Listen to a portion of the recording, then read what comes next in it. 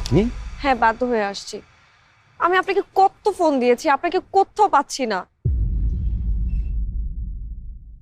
ঝামেলা ছিল মানে ভালো আছেন আপনি? আমি ভালো নাই।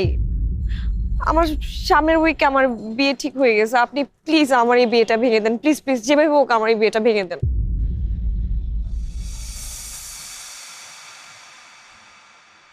এখন আর পাগলামি করার বয়স আছে?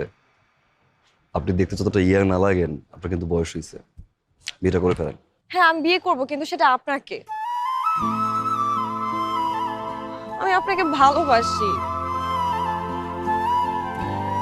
আমি সেটা বলতে পারিনি কখনো, কিন্তু আমার মনে হয়েছে এখন এটা বলা উচিত।